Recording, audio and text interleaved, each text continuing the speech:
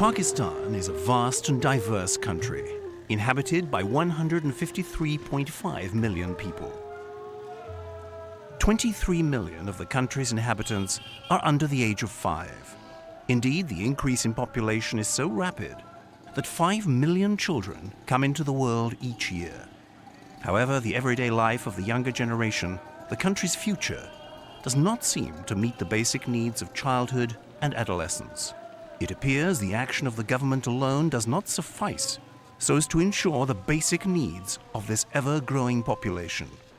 And nor does it fulfill its obligations to protect the rights of its citizens.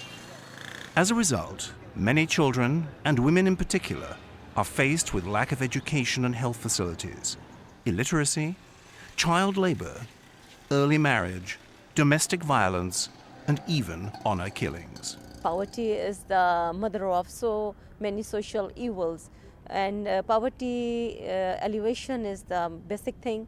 Population, the control of population is the another primary thing. So we are working on these two issues with the help of donor agencies, international organizations. 13% of the Pakistani population lives on less than $1 per day. Poverty urges many children to work hard in order to enhance the family income, and as a result, child labor is tolerated by many people. According to unofficial estimates, there are 8 million children working in the country. Poverty creates a vicious circle, as working children do not have the time to go to school. Illiteracy perpetuates poverty and robs the children of hope for a better future.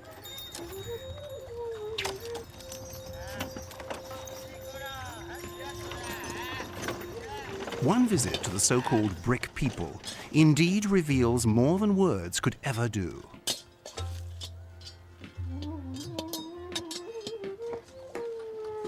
There are about 2 million brick people all around the country.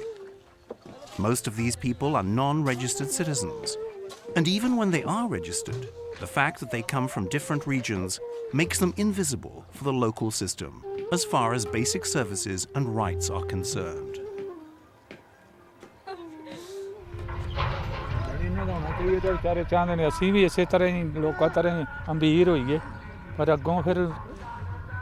ਮਜ਼ਦੂਰੀ ਦੇ ਸਿਰ ਤੇ ਹੋਣਾ ਮਜ਼ਦੂਰੀ ਪੂਰੀ ਨਹੀਂ ਮਿਲਦੀ ਤੇ ਬਸ ਆਪਣਾ ਵਕਤ ਗੁਜ਼ਾਰਦੇ ਨੇ ਪਏ ਜੋ ਵੀ ਵਕਤ ਸਿਰ ਤੇ ਆਉਂਦਾ ਹੈ ਉਹ ਫਿਰ ਨਿਭਾਉਣਾ ਪੈਂਦਾ ਡਿਸਪੈਂਸਰੀਆਂ ਚਾਹੀਦੀਆਂ ਨੇ ਫਰੀ ਹੋਣ ਗਵਰਨਮੈਂਟ ਦੀ ਤਰਫੋਂ ਔਰ ਸਕੂਲ ਇਹਨਾਂ ਨੂੰ ਫਰੀ ਚਾਹੀਦੇ ਨੇ ਇਹਨਾਂ ਦੇ ਬੱਚਿਆਂ ਨੂੰ ਜਿਹੜੇ ਇਹਨਾਂ ਨੂੰ ਤਾਲੀਮ ਦੇਣ ਤੇ ਇਹ ਵਿਚਾਰੇ ਬੱਚੇ ਪੜ੍ਹਾ ਸਕਣ ਇਹ ਮਜ਼ਦੂਰੀ ਨਾਲ ਆਪ ਦਾ ਪੇਟ ਨਹੀਂ ਪਾਲਦਾ ਤੇ ਇਹ ਬੱਚੇ ਕਿਵੇਂ ਪੜ੍ਹਾਉਣ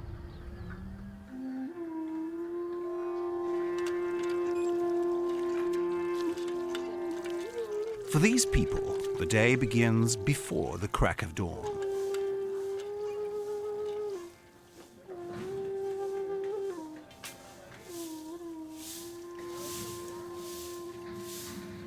Adults and children wake up while it is still dark. They have breakfast and prepare for work.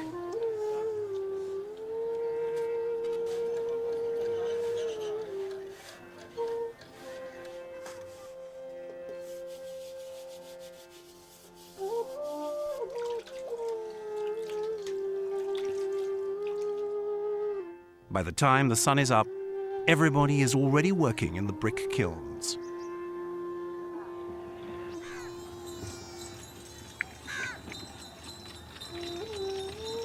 Despite the fact that Pakistan's national law prohibits slavery and child labor, and that the country has ratified the ILO Convention on the worst forms of child labor, and has adopted a national plan for its abolition, the situation of child labor in Pakistan continues to be a cause of grave concern.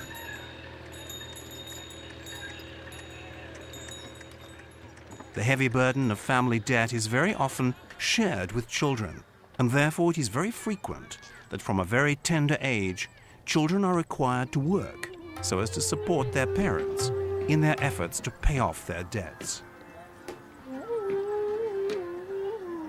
In the brick kilns, where bonded labor has also been reported, one entire family is paid 150 Pakistani rupees, about 2.15 euros, for every 1,000 bricks made. A direct consequence for children in situations of child labor is that they do not go to school. In the case of rural Darvesh Kot, however, where these brick kilns are, there is no school for them to go to anyway. This area does not have a hospital either. हाँ बच्चे नहीं पढ़ सकते निके निके बच्चे नाल को लोदे सटे कुटी में से कुटा पुना सारे देखा किसे गाल को चाहिए कपड़ा भी है इको बच्ची है बच्चे फौत हो गए ऑपरेशन ना होने भी खर्चा भी नहीं देंदे थे काम बहुत लेंदे ने पूरा भी नहीं देंदे नहीं गवर्नमेंट तो ये काम कर रही आपसे तो अमदाद ही चाहिए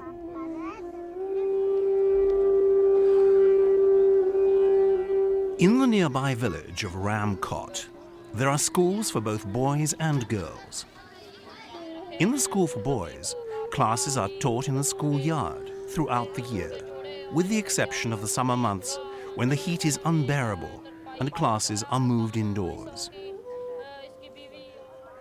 Discipline remains the main characteristic of school life.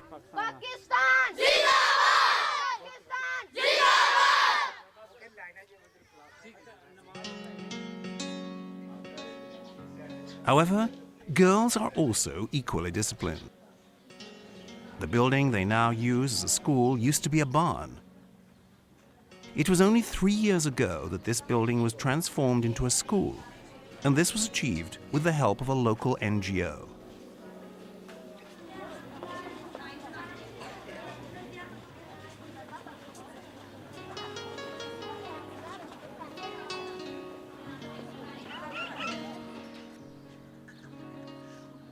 It would be false to claim that this is a situation faced only by children who live in villages and rural areas.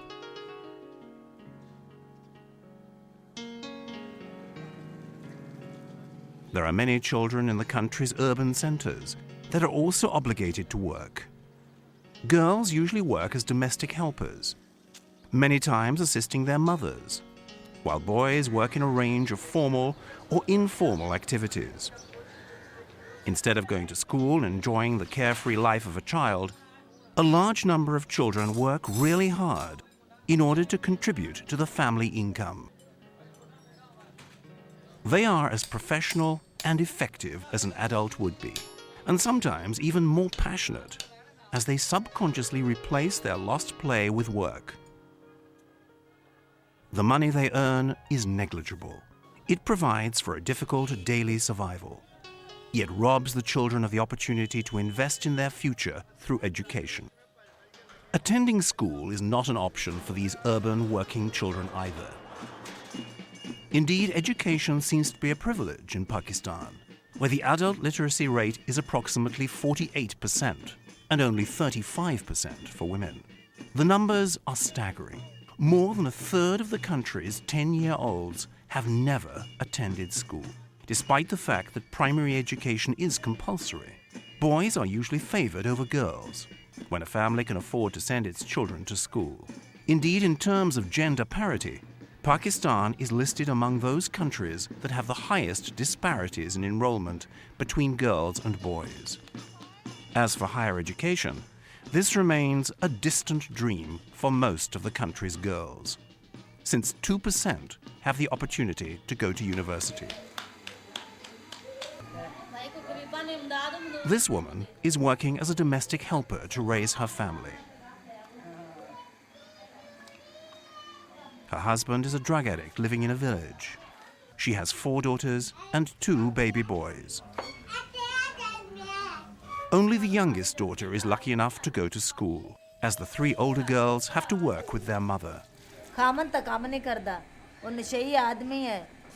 इतने बच्चे न अखराजात पूरे नहीं साडे हुंदे असी आदे रोजियां कमांदे फिरने परदेसदारी पिंडा थावां विच आए मैं साडे इत्थे कोई है नहीं भी साडे वसैल नहीं सी कोई दुकानां वाले नहीं है छोटे छोटे बच्चे ने 1500 1000 लवींदा मेहनत करदियां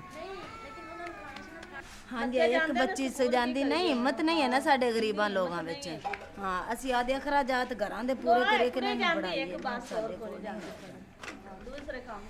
ਕੀ ਸੋਚੀਏ ਜੇ ਕੋਈ ਕਮਾਈ ਹੋਵੇ ਜਾਂ ਕੋਈ ਸਾਡੇ ਨਾ ਨਹੀਂ ਪੈਂਦਾ ਗਵਰਨਮੈਂਟ ਅਮਦਾਦ ਕਰੇ ਤੇ ਫਿਰ ਹੀ ਹੋ ਸਕਦਾ। ਮੇਰਾ ਤਕਰੀਬਨ ਦਾ ਮਰਲਾ ਜਗ੍ਹਾ ਦਾ ਵੀ ਕੋਈ ਨਹੀਂ, 4 ਮੇਰੀਆਂ ਬੱਚੀਆਂ ਉਹ ਇੱਕ ਬੱਚਾ ਖਾਮਦ ਨਸ਼ਈ ਹੈ, ਕੰਮ ਨਹੀਂ ਕਰ ਸਕਦਾ। ਅਸੀਂ ਆਪ ਆਦੀ ਕਮਾਈ ਕਰਤੇ ਤੇ ਪ੍ਰਦੇਸ਼ 'ਚ ਖਾਂਦੇ ਫਿਰਨੇ। ਕੋਈ ਵਸਾਇਲ ਐਸਾ ਨਹੀਂ ਹੈ, ਰੱਬ ਹੀ ਕੱਟ ਸਕਦਾ ਹੈ, ਕੋਈ ਬੰਦਾ ਦੇ ਨਹੀਂ ਕਿਸੇ ਨੂੰ ਸਕਦਾ।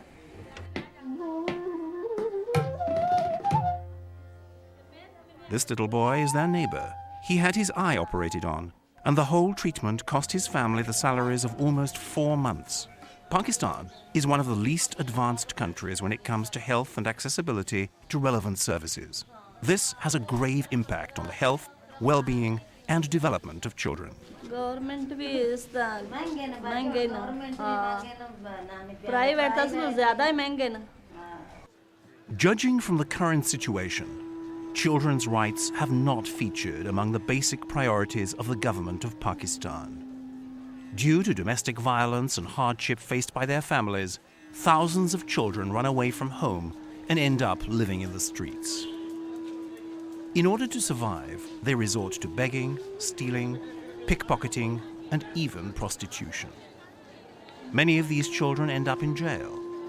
Failures of the judicial system and law enforcement agencies may even result in the sentencing to death of individuals younger than 18 years of age.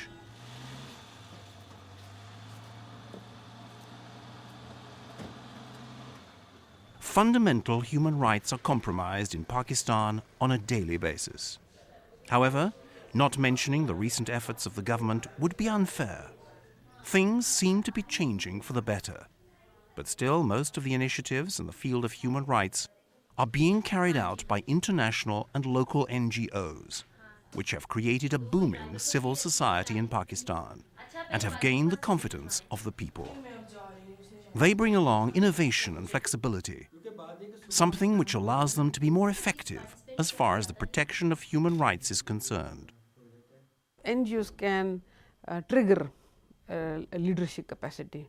NGOs can trigger like the we feeling in the people, the confidence that they can do things themselves, the confidence of giving a better vision. So they can provide vision, they can create activism, they can sort of give hope of alternate solutions against only one solution or only one strategy of the government. So a huge difference can be made by the NGOs. Once people, when you invest in people, once a mindset is changed, no one can stop.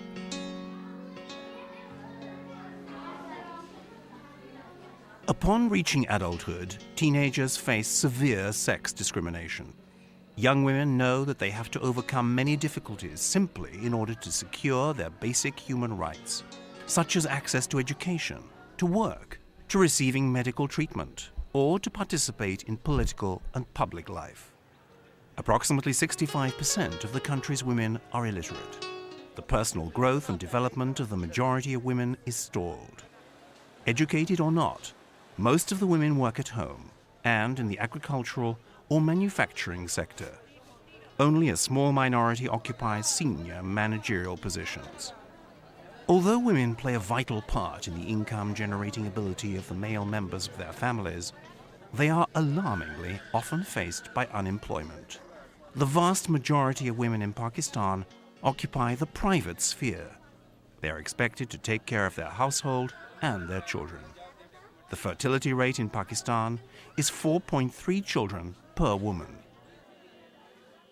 In our families, in our society especially, males are handling the same, the whole expanse of the families, everything, all kinds of decisions. And when we prepare some females in the practical work and we give them skills, then they become confident and they do something for their own, for their family, for their children, and they become confident and they become the part of the decision-making procedure as well.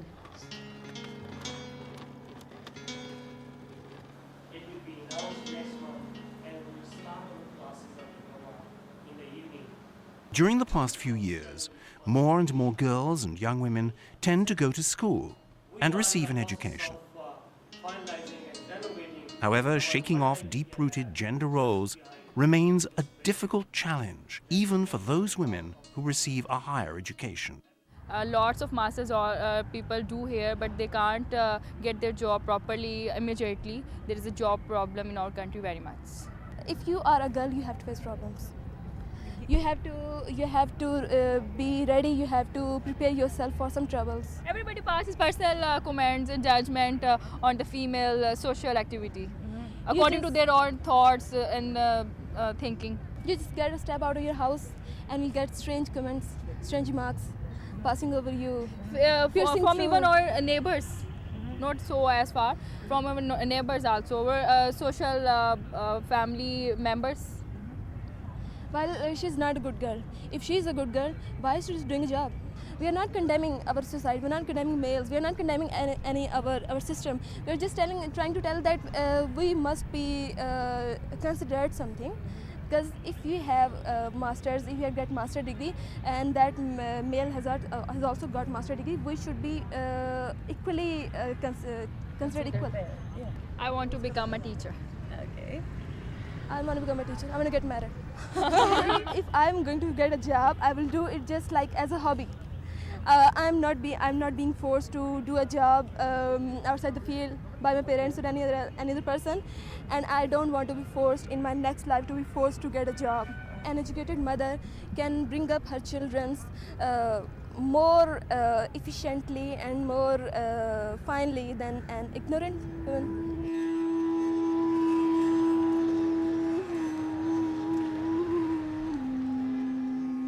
Pakistani women face direct and indirect abuse and violence on a daily basis.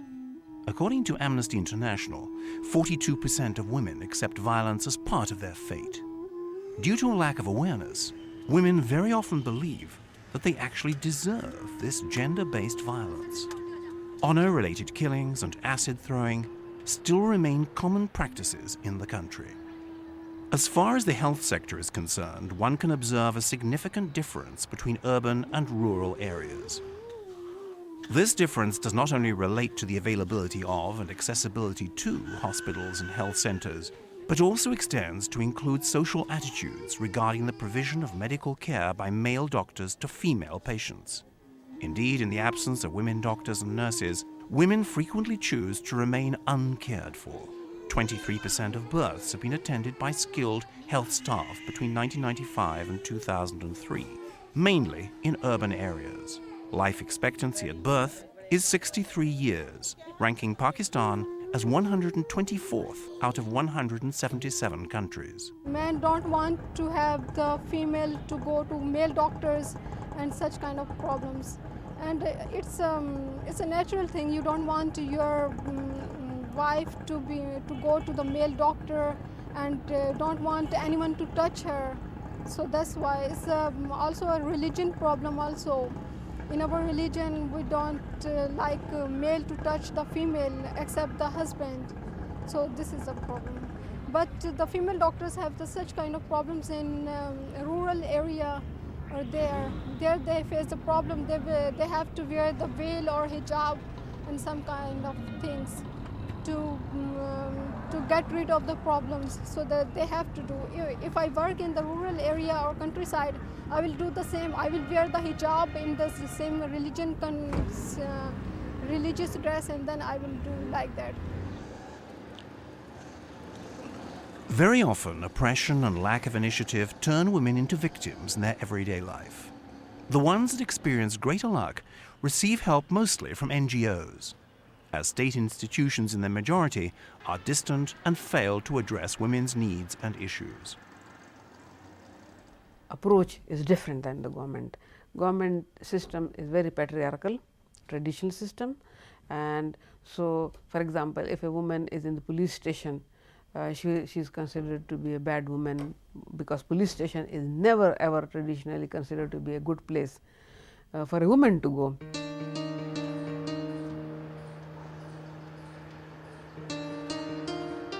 When we met this woman, she was with All Mothers Educated Now, a Pakistani NGO based in Lahore that promotes education for women and also works for women prisoners.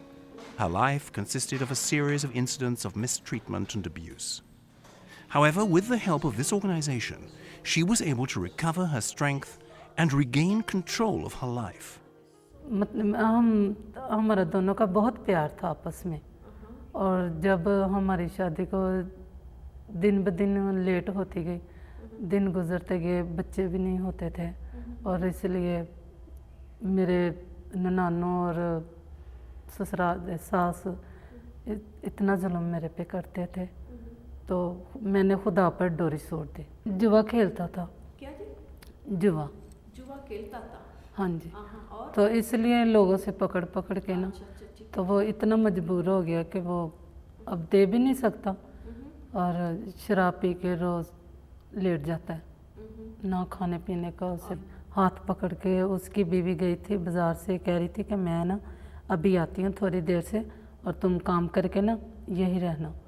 तो इतने में थोड़ी देर में उसका मियाँ आ गया बाहर से, तो मेरा हाथ पकड़ के अंदर ले गया कमरे में। हाँ जी, उनके अपने कमरे में। हाँ जी, बुरा काम लगने लगा ये, जैसे उसने मेरे साथ किया। जब उसकी बीवी को पता लग गया, तो उसने हमें घर से निकाल दिया।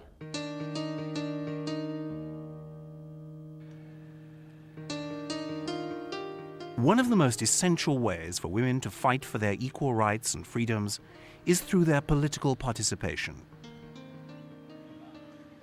Over the last few years, more and more women have played an active role in the political scene of Pakistan, through membership in both local and national assemblies.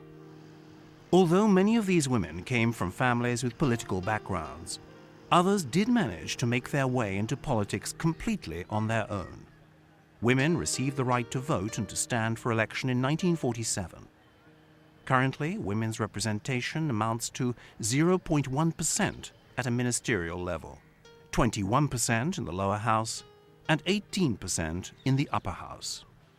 It is not possible for me to give relief or help to anyone without having any power.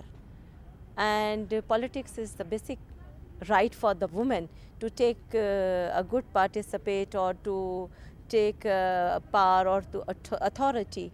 Actually, I've been in politics for 3 years, and since I have a political family background, and the services that have been rendered by my family, and I was also interested that maybe I would be able to make some difference in the lives of other women in my country, and especially in my area.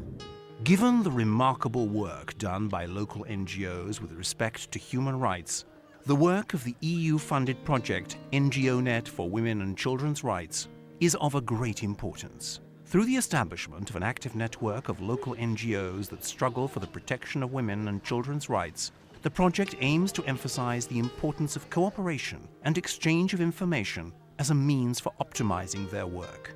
Pakistani society has embraced the NGOs, as has also the Pakistani government, which is becoming more and more willing to cooperate with them. Enhancement in education, coverage of the health facilities, improvement in drinking waters, etc., better communication networks and infrastructure, and then the projects in the participation of the NGOs also. I think the women's empowerment is now the focus of the government. Political participation by the women, you must have observed that now 33% women participation is there in the local government system, and 17 and 19% in the provincial assemblies and the national assemblies.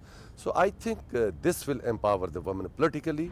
Everybody says that which we are giving 33% representation to women and the councillors. Everything is okay. No, this is not okay, because I was the 3-year and district tehsil councillor in the 2001 election. But in 3 year, we don't allow to in the meetings to sit with the all council. We are set from the other room, whereas we don't listen what is the procedure. what they say, what is the procedure. We don't know. 3 years only we are going there and we are take tea and we are return from this. This is, but my thinking is that the change is coming slowly, slowly. The everyday work of the people working for the Pakistani NGOs is not easy. If you work with the minds, it's very easy. But if you work with mentalities, it's very hard, because mentality is based on a certain culture, tradition, and it's a continued process in which you reinforce the previous traditions. So it's very hard, but we have faced a lot of problems. People walked out from our sessions as well, but we managed to cope with that. However, the work of the NGOs is also very rewarding. When one sees what is going on in this room, one is filled with hope and strength. These projects are run by an organization that is a member of the NGOnet for Women and Children's Rights, based in Lahore, and works with child laborers. Most of the pupils of this school are working children. The people working for this organization manage to negotiate with the children's employers so as to get them into the classroom, even if this is just for a few hours every day. We go to their factories and ask their bosses to say, let them go for 2-3 hours to teach, and then they approve, and then we teach them only for 2-3 hours or 4 hours, maximum 5 hours we can teach them. And then they go back to work? Yeah, they go back to work, and the next day they come again on the same timings, and then they go back to work. Right by their side, one can see their mothers. They are learning how to make shoes, a practical skill that may allow them to earn some money, and in that way enhance their family income.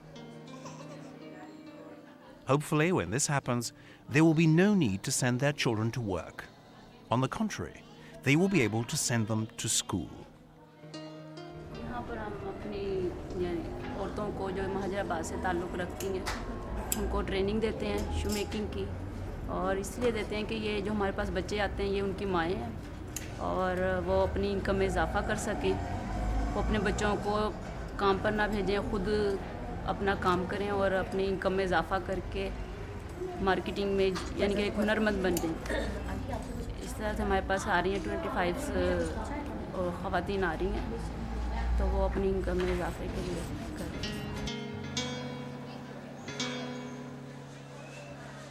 These women are learning how to sew in a class run by Amen.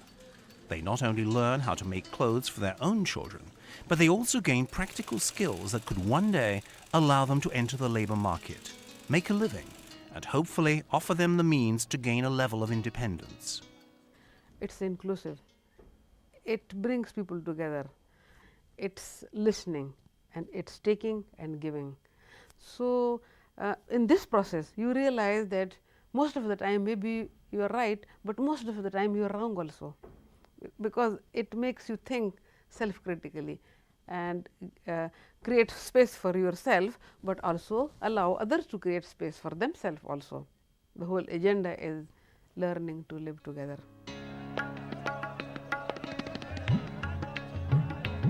In Pakistan, a country of major contrasts, the life of men and women seems to differ in so many ways. Yet some recent legislative efforts and education policy initiatives, in combination with a strengthening and active NGO sector, are good signs for a better future. The project NGOnet for Women and Children's Rights is funded by a Greek non-governmental organization, the Center of Strategic Planning for Development Dimitra, and the European Commission. It aims at creating a reliable network of 43 local Pakistani NGOs working in the field of women and children's rights. Through this project, we transfer knowledge, provide equipment, tools, and network activities in order for this organization to work better for the women and children's rights. In this effort, they have found a valuable ally in the face of the European Commission and the European Initiative for Democracy and Human Rights. The EIDHR was established upon the initiative of the European Parliament in 1994. And ever since, Its main aim has been to promote human rights, democracy and conflict prevention in third world countries by providing financial support for activities supporting these goals. The project NGOnet for women and children's rights in Pakistan falls within one of the 4 thematic priorities of the initiative, which focuses on strengthening democratization, good governance and the rule of law.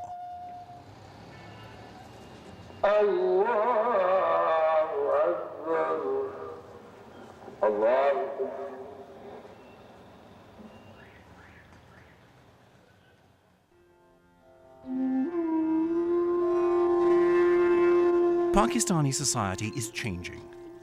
With a lot of effort from Pakistanis themselves and with the help of donors such as the European Union, a future of equality and respect for human rights seems possible.